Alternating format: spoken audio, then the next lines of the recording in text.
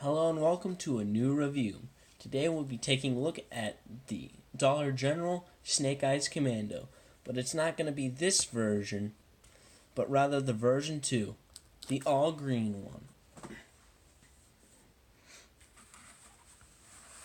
Starting off, he looks very nice. I really like this.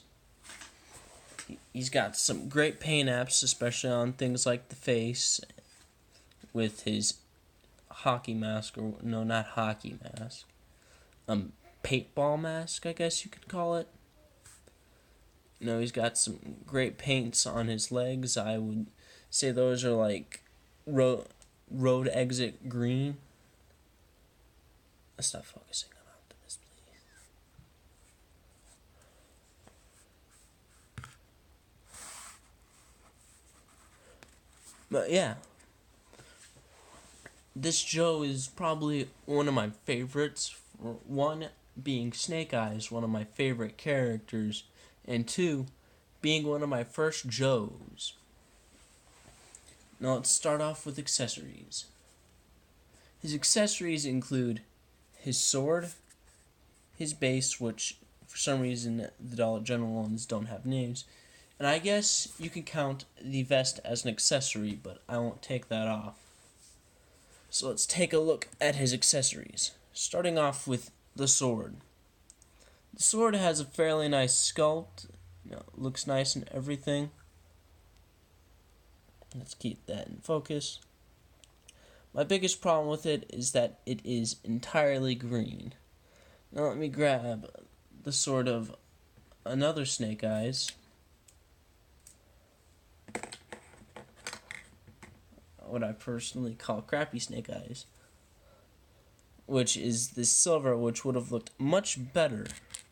Now let me pick up both of them so I can show you them next to each other. Now I would honestly like to see this silver on this green sword, and I think the sword would have been pretty good, that a lot better, I would say.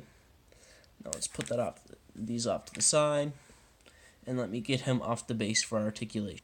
Okay, so for articulation, he has a standard ball-jointed head, can go 360, look up that far, look down that far. He's got a 360 rotation at the shoulder.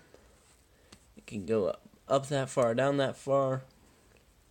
He has a swivel at the, oh crap, what was it called? Hold on. At the shoulder. It can bend about 90 degrees, and he has a swivel at the wrist. He has chest rotation.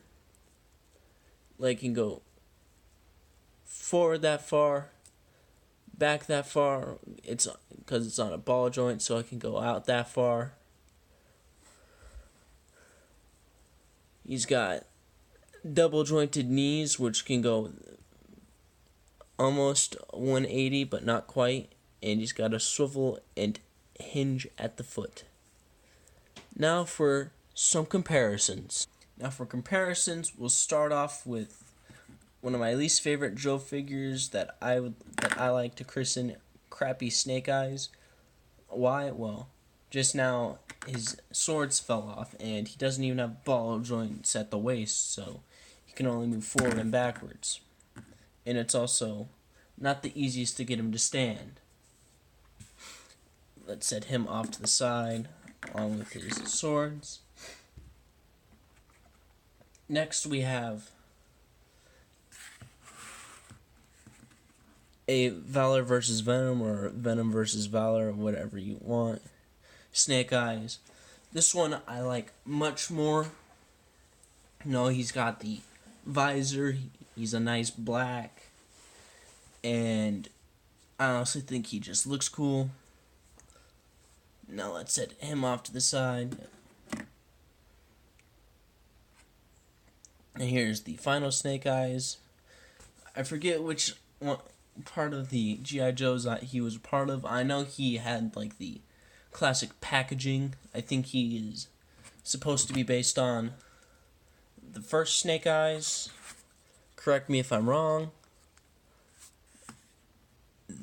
the two look very similar in their style. In fact, I think they're both commandos, actually.